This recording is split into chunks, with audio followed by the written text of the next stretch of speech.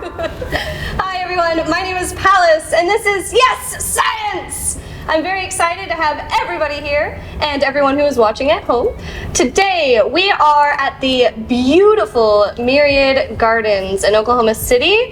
We are so excited to be able to use this facility today, and a special thank you to John Rex Middle School and the middle school principal, Patrick Duffy, for allowing us to use the new 7th grade classroom today to do our show. So that's really exciting. Yay, Myriad Botanical Gardens!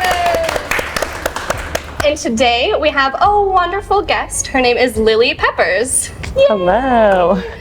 She works here, and she'll tell us now a little bit about herself. Yeah, well, first of all, I'm very excited to be on the show. Thank you. And thank you to all of you who joined for this show as well. Special shout out to my wonderful boss, Joel. He really encouraged me. When going on the show, I was a little nervous, but it's been, yes, very encouraging. So I work at the Myriad Gardens, like Pallas said. I am the Youth and School Programs Coordinator. So basically it means I work with all of the youth that come to the gardens. So that's family programs on the weekends on a variety of subjects. And also our school programs. So we have field trips that come to the gardens. And so I book all of those and teach all of those with a fair amount of help. My background is actually not in horticulture or plants. It's in physics and geology. Oh, so that's interesting. Yeah, very different. So I've certainly learned a lot having started this job about plants, which I'll tell you more about later. Awesome. So yeah, that's a little background. So you started in physics and geology. What got you kind of interested in those subjects? Yeah, science had always been my favorite subject in school. I was never like the top student in it, but it was something that really excited me. So when I went to college, I really didn't know what I wanted to major in, but I was pretty sure I wanted it to be a science of some sort. And I was in a couple different intro levels, and I just really gravitated toward the physics department at the college I was at. It was a really small department. The teachers were really supportive, and I really liked my classmates that they already knew they were going to be physics majors. So they kind of like I kind of tagged along with them. So yes, I was a physics major, and then I discovered geology my sophomore year. And that was something that I think maybe if I had known before freshman year and before I declared, I might have been a geology major, but it was nice getting to do a little bit of both in college. So how did you discover geology? Like, was there an experiment that you did that was like, whoa, what is this? Or I took an intro level class, and geology at our school is really known where they totally hooked you with those intro levels. So like their intro levels, the one I took was natural hazards, and it was so that's what really drew me to it. We went through all the different types of natural hazards, and I thought it was really, of course, not the hazards being fascinating. That doesn't sound very good. But all the geology and science behind it, I thought was incredible to learn about. That is so cool. How would you describe working here in the education and doing the programming? Like a just kind of typical day, or what I do. Yeah, sure. Typical day, whatever you do, however you want to describe to people, describe to them how you work. Yeah. So I will say, I think I was a little bit intimidated to come on the show because it's interviewing scientists, and I think I kind of forget that I really am a scientist. It's not like I'm doing, I think of science research as sort of more like very much a scientist, and I did that before this job. So in this job, I'm not necessarily doing typical science every day, but I do a wide variety of things. So I wear a lot of hats, like many people who work at the gardens do. Like I book school groups that come in, and all of our adult guided tours, and so I get to interact with not only kids, but I also get to interact with those adults and seniors that come for the tour. And so with those, we're mostly teaching about the Crystal Bridge Conservatory, which has a rainforest and a desert in it. So I definitely had to learn a lot about the plants in there and the history of that place, because that's really what we teach about for the visits. Right. But then I think I've sort of mentioned a couple times the classes I teach on the weekends. We do a wide variety of topics there. So I've done like a pond class about frogs and plants that live in ponds, and I've done more like rock and geology classes. Of course, I sneak those in, and just more. We've done like greenhouse classes and just a wide variety. That is so cool. Classes, so. Are there any misconceptions about the Myriad Gardens, or about being a geologist, or anything about your experience as a scientist that you've come across? And how would you kind of counteract those misconceptions? Yeah. Well, I think a big one with the gardens is the gardens has been a while here in Oklahoma City for a while, but it's really evolved over the course of many years with different renovations and just different staff members. So I think a lot of people don't always realize that we have education programs and we have public events down here. So, definitely I just try to get the word out about there. And then I guess misconceptions with geology and physics, I don't know. I think one that I sort of found to be correct with research, which was one of the reasons why I left research, was I sat a lot at a computer and looked at data. And, I think that's a conception about science research, and I think it's a little bit true, at least the work that I was doing, so. And of course, every science field, you're going to have researchers and people that really have to dig deep into the data. But everyone has different personality types, and they all learn differently. So it's fun that you get to be more hands-on. Yeah. So that's exciting. Absolutely. So you kind of talked a little bit about what got you interested in geology and physics, but what got you interested in working here at the Myriad Gardens? Like going from one to the other, how did you make that switch? Yeah. So in college, when I was majoring, I also did a lot of educational outreach, mostly in the physics department, but also in the geology department. And I always loved that. And it sort of never occurred to me that I could do that for a job. Like I think most of the people around me in physics were like gonna go get PhDs and do more of what I think of as a sort of a typical trajectory as a scientist or a researcher. So I kind of, I guess I'm gonna do that too. So it wasn't until a couple years of doing research where I was still doing some volunteer outreach. And I was like, I got a little more sense of the world, and I was like, okay, I could actually look into this for a job. I could do that. So I think I kind of always knew I had that passion since college, and I think one of the reasons why I love that is because I am a very excitable person, and when I learn something new, like I want to tell the person that's next to me about it. And so in education, you basically get to do that. You get to I get to look up some books, look in books and look on the internet about a topic, and then I get to teach kids about it. So yeah, I just realized how much I enjoyed that. And I was fortunate that I got an internship at the gardens, because if you look at my resume, I don't think they would have just handed me a job. I mean, who knows? But I got to be an intern and kind of show that even though I didn't have necessarily the typical training for an educator, that I could do it pretty well. And so then I applied when a position came up and I was given the job. That's so cool. Yeah. So would you recommend getting internships to people that are interested in? Yeah, I have to say that all the jobs that I've gotten in my life have been from an internship or a connection. Now, that's not to say you can't just kind of apply for a job, not have a connection, not have any experience with that company and get it. Of course you can do that, but I've found it's been so helpful for me. Internships, it was the same with my job out of college. So I'd had an internship with this place during college, and then when I graduated, they had a position that I applied for. So yeah, internships so cool. And it just kind of all fell into place. Yeah, it felt, awesome. And I think that was probably also the reason why I went to research. It was I already had this sort of thing lined up. It was just easy, so yeah. That definitely happens. Yeah, the door's open. So that's awesome. Yeah. So have you had any challenges other than kind of finding all the pieces of your puzzle that you need to put together? Have you had any specific challenges in your field, either here or previous? Yeah, I think kind of two things come to mind. It was something that came up in actually a past show. I was watching some of the past Yes Science shows, which I think are almost all of them are online if you guys want to check them out. And one of the women, Dr. Smith, brought up the idea of the imposter syndrome. So I think that I really suffered from that when I was doing research. So I think one of the reasons why that was just a really big challenge for me. And I kind of wish that, I think maybe research really isn't for me, but I think that there was a way in which I kind of wish I had worked through that a little bit better. And so yeah, that was hard for me. I think I have kind of always just felt like I was tagging along, kind of like I said to you, when in reality, I did my own research, I had my own projects, and I was successful in a way that I don't think I've recognized since I've gotten past it. And sometimes it's very hard to recognize your success when you're in the midst of it, right? Looking back, you can always say, oh wow, I've done so much. Yeah. But when you're in the middle, you're like, ugh, what do I have to do next? I have 8 things I need to do.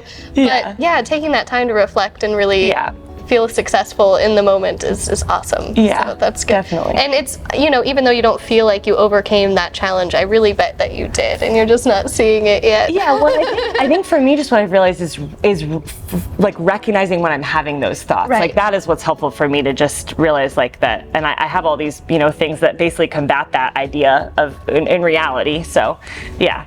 It's that adulting thing where everyone's like, I don't really know what I'm doing. I'm just pretending that I know what I'm doing. Yeah. But really, we all effectively know what we're doing. We're just scared that we're not quite doing it well enough. Yeah, or we're all just pretending with each other. And but so it's really knows. not imposter. If everyone's pretending, then you know. Right, it's fine. Yeah. So what did you have to learn or study to get to this position that you're at? I know you said originally you didn't have, you know, an education background. So what did you have to do to kind of learn? Yeah, I think when I first came on, I really looked to mentors that I had here and in the community, and really just kind of like got guidance from them, like just watching them work when they would lesson plan, just kind of seeing, you know, a format that worked and kind of seeing what things that they did that I really was like, I think that really engaged the kids. So I think for me, it was a lot of just experiencing the other people that I was working with. Kind of apprenticing. Yeah, exactly. That's a great word. I really felt like I did that, and now I can sort of step back and see that I can really recognize I'm not really doing that anymore, which is exciting. That was, I think, feels like an accomplishment to me.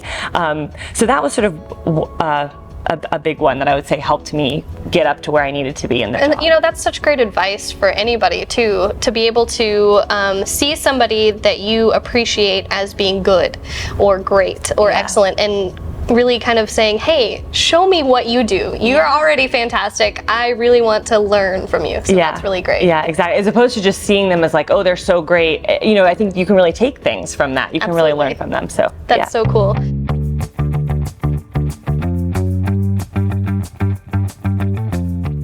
My name is Ashley with Skeletons Museum of Osteology in Oklahoma City.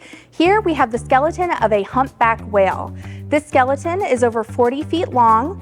Most of our skeletons that we have in this museum are donated to us from animals who had lived their lives at zoos, aquariums, nature preserves, and sanctuaries. This skeleton is from an animal that washed ashore near Cape Cod, Massachusetts in 2003.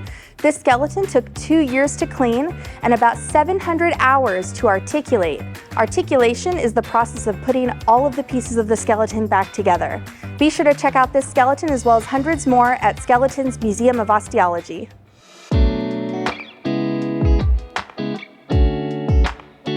Today, we are going to make terrariums, and I'm very excited about this because I've never made a terrarium. Just like every other science experiment we've ever done on Yes Science, I'm like, I don't know what I'm doing. Let's do it. So we are going to move this table out of the way and bring our terrariums over, and we'll get started. We have this fancy what the terrarium is going to look like in the end. I feel like that's our little guideline today. It is. I did a little diagram for myself just in case I got really I love it. nervous. It gives me a visual of what I'm. Oh, there's a dinosaur. Yep, I brought some fun stuff for you to add to the terrarium, Pallas. I thought you'd appreciate it. I wish that he could really be here in real life. That would be neat. So Okay. what's first? What do we do? So the first thing, I've actually never made a terrarium this size. This is a very large. You don't have to buy one this large. This is a little bit more of a reasonable size. Here's an example one. You can see my colleague Olivia made this. This is very And there's actually no typical plants you'd think of in a terrarium. She did a moss terrarium, so it's actually keeping the moss alive. So she sprays them and yeah, it's very cool. So the first thing in a terrarium that we're going to put down are the stones. Okay. So if you want to put a good layer that just really covers the bottom there. Ooh. Oh, I think it's already open. Oops, sorry, Pallas. You're fine. I didn't know. And the stones, what they do is they help with any excess water. Because obviously, yeah, that's great. I'll just put on all of them. Perfect. We'll use all. I like it. It's a big terrarium. It can use it. So what it does is with a terrarium, like a normal pot, there's no holes in the bottom for water to drain because a lot of plants don't like to sit with their roots in water. So we put this so that the water can just kind of sit in these rocks if there's any extra when you're watering it, as opposed to the soil, because in the soil it'll start to mold and rot. So then the next thing we're going to put is actually charcoal. So this is going to be a little messy. So let's actually use, we're going to use this one instead.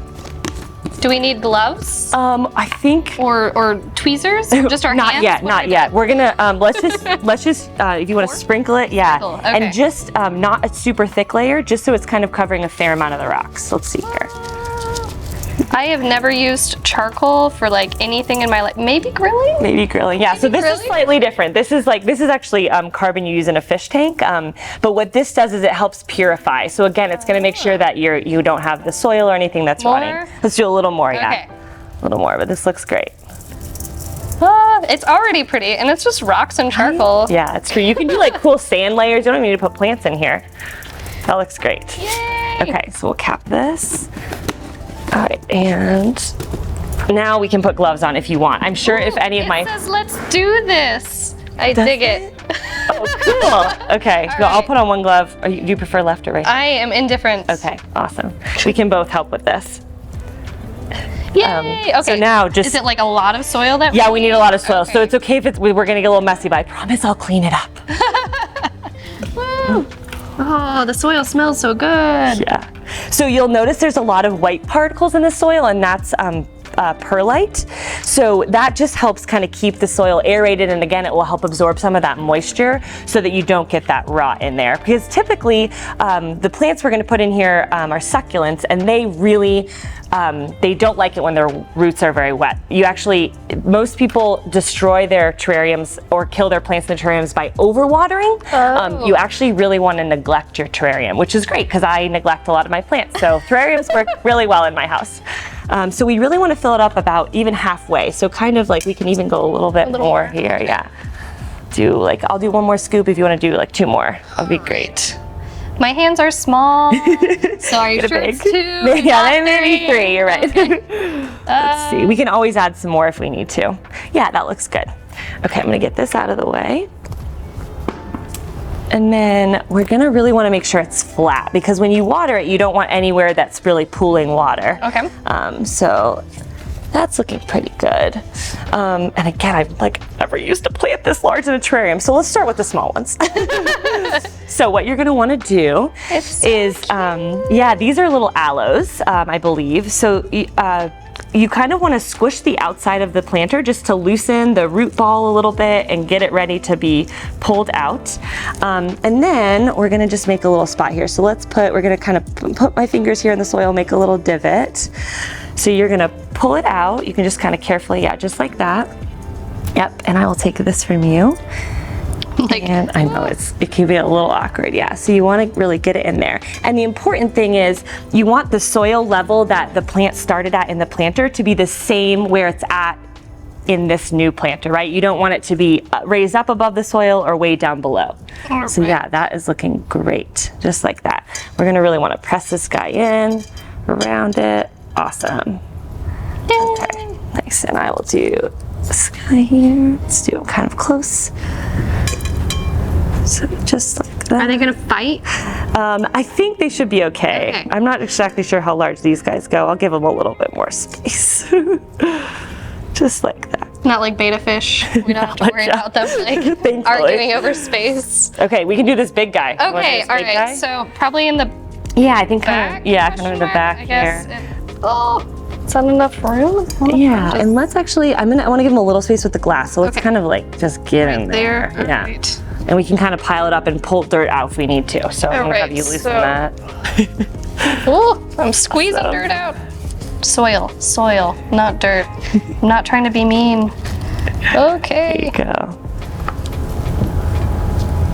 Yeah, exactly. Filling around there.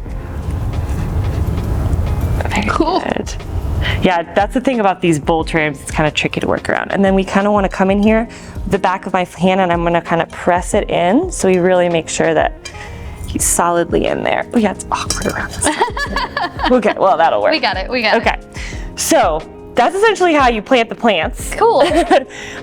There's a little bit of a technique too, when we'd probably want to water this when you're first doing a terrarium so the plants can kind of settle, but I didn't want to make anything messier. And then you get to add fun stuff. Yay, so if you want to, you can decorate. I have some sea glass, rocks. These are really cool, of course, my geology, like little flowers. Yeah, so it's actually our state rock. It is a red rose rock.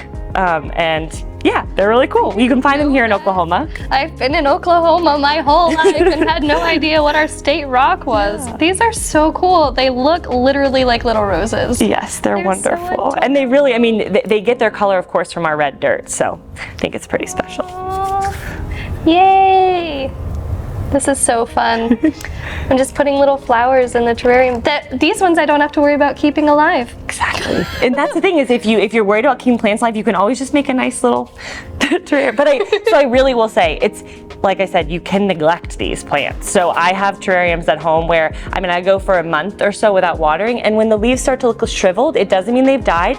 You just put some water in there or spritz them, and they'll boost back up and get kind of fleshy again. What? That is so cool. Yeah, so it really is, it's pretty easy to take care of, I have learned. You can put the dino in there if you want. Yes. And also I brought our Mars rover. These are so pretty. So of course, all of my terrariums at home, I have a bunch of rocks in them because I love different rocks. Well, and this little bowl here that she gave me has all these different pretty colored ones too. Yeah.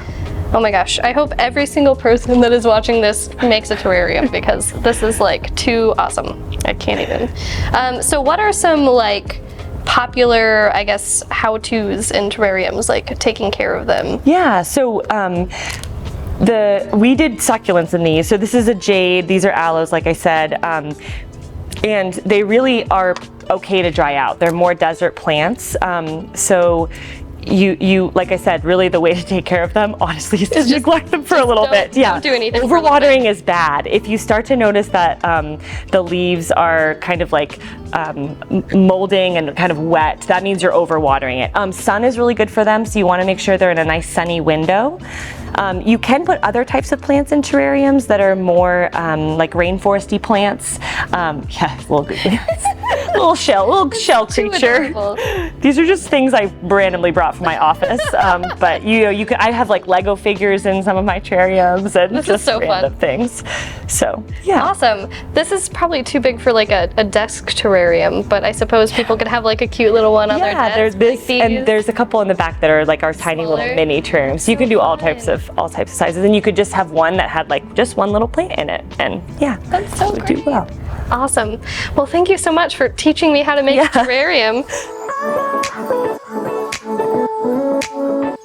Next, we're going to discuss the book that you brought, but let me move. You know what? We can leave the terrarium up here, right? It'll be fine. Yeah. I'm going to grab a little book stand and put the book you brought.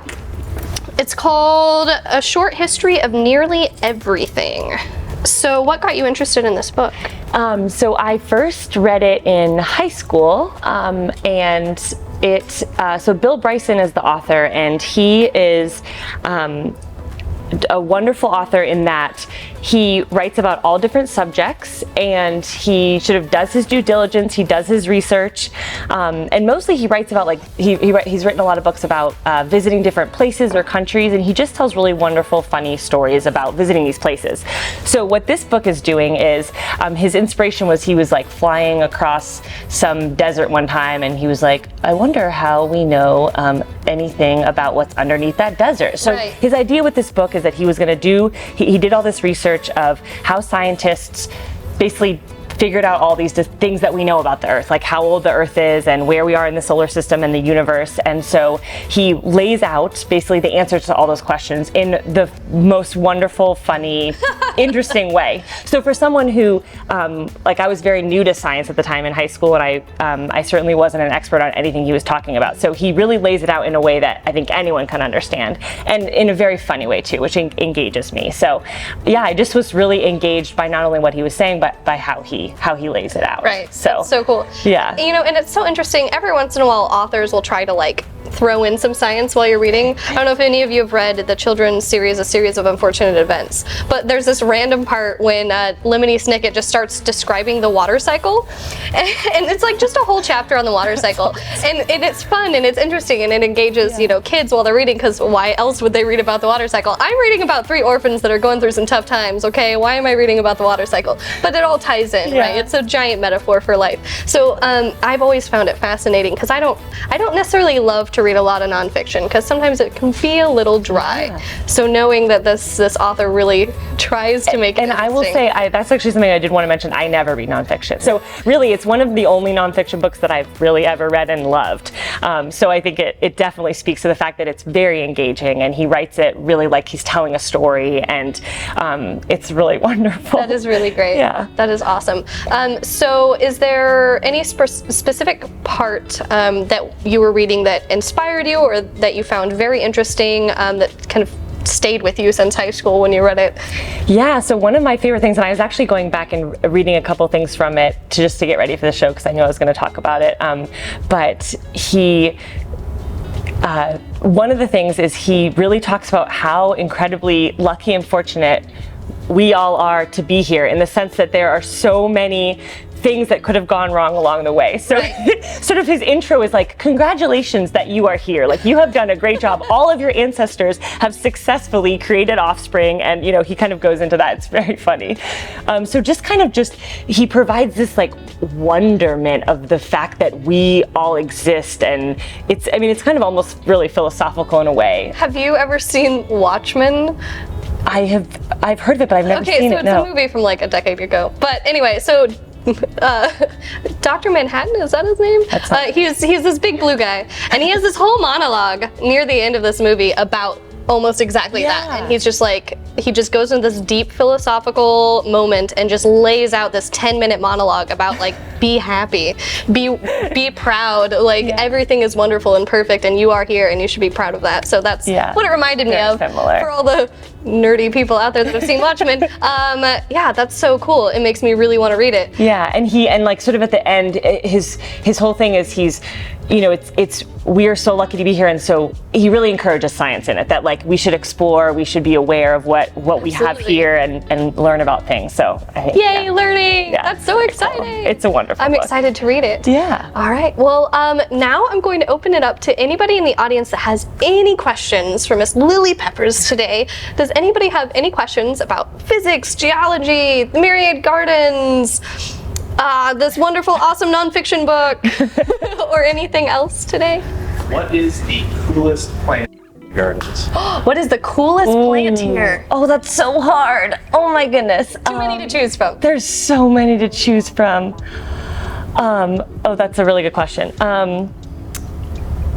Do we need to narrow it down, like tree, plant, fruit bearing? No, I have a really cool one. Okay. So it's called a starfish plant, and it's over on the desert side. And so there's some other plants in the conservatory that I when I take people around, they get to smell like the beautiful smelling flowers, and it smells like Hawaii, and it's wonderful, and they love it. But the starfish plant has this wonderful, gross smelling flower that smells like rotting meat, honestly. It smells really gross, but it's because it attracts flies. So it's cool to think about the different adaptations that plants So does have. it attract flies because it then eats the flies? No, it just wants a fly to help pollinate it. Okay. Yeah. So it attracts the flies because flies are attracted to that smell. I don't think I knew that flies can pollinate things, so that's interesting. Flies are a big pollinator. Really, almost every insect. That's so cool Yeah. and very interesting. Also, you didn't choose the good smelling one. I think just the reaction the kids give is really awesome. Oh, that's and so wonderful. funny. Yeah. Oh, I'm sure. Yeah. Starfish are life favorite plant. I think it's That is so cool. All right. Does anybody else have any questions? No? Question? You don't want to use the cool companion cue? Yay! What's your favorite age group to work with? Ooh, favorite age group to work with? Demographic question.